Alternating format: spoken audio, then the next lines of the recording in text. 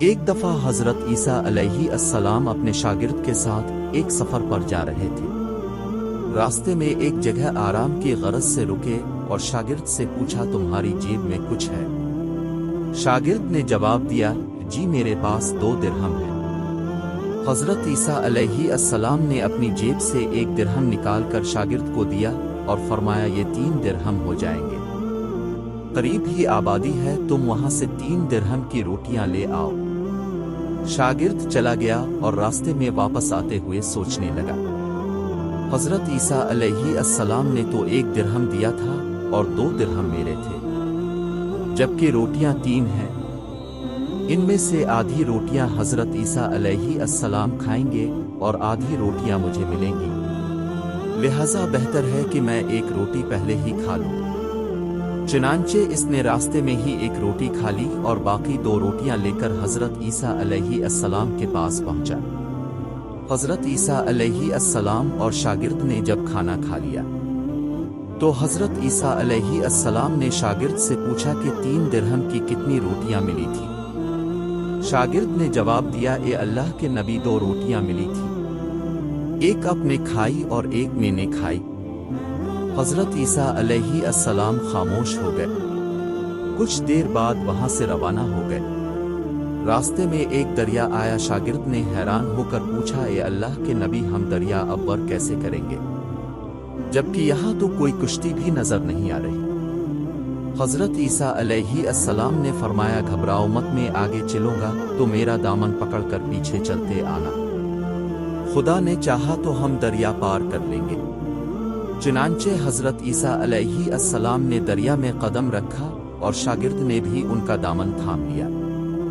اللہ کے حکم سے اپنے دریا اس طرح سے عبور کر لیا کہ آپ کے پاؤں بھی گیلے نہ ہوئے۔ شاگرد نے دیکھ کر کہا، میری ہزاروں جانیں اب پر قربان ہوں، اب جیسا صاحبہ اعجاز نبی پہلے کبھی مابعوث ہی نہیں ہوا۔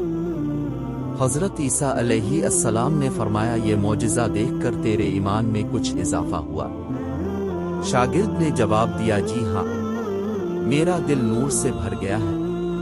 پھر حضرت عیسیٰ علیہ السلام نے فرمایا، اگر تمہارا دل نورانی ہو چکا ہے تو بتاؤ روٹیاں کتنی تھی؟ شاگرد نے جواب دیا، اے اللہ کے نبی، روٹیاں صرف 2 ہی تھی۔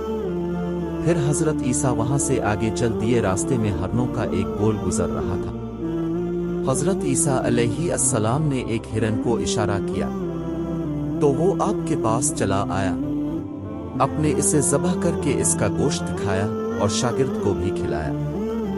جب دونوں گوشت کھا چکے تو حضرت عیسیٰ علیہ السلام نے اس کی کھال پر ٹھوکر مار کر کہا کہ اللہ کے حکم سے زندہ ہو جا۔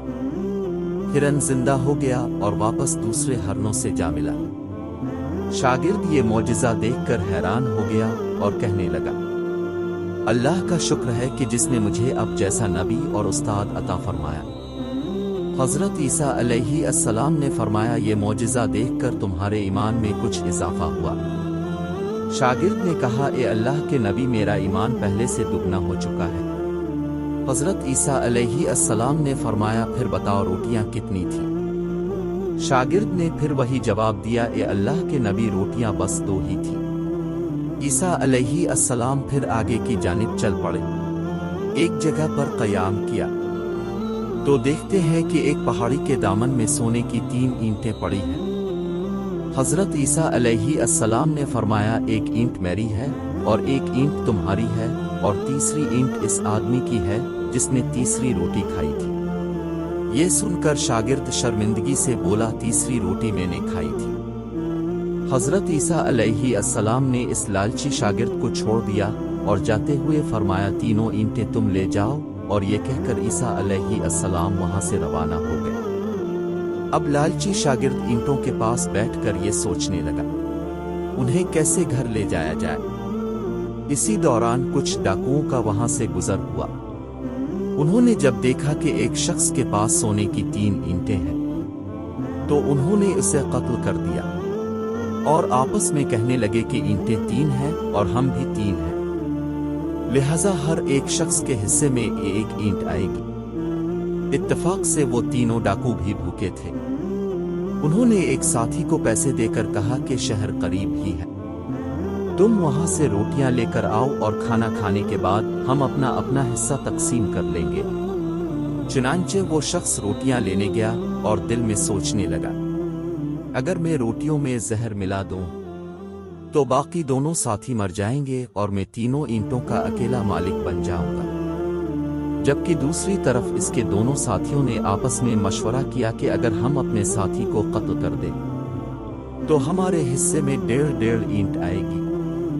जब उनका तीसरा साथी जहर आलूद रोटियां लेकर आया तो उन्होंने मंसूबे के मुताबिक उस पर हमला करके इसको कत्ल कर दिया।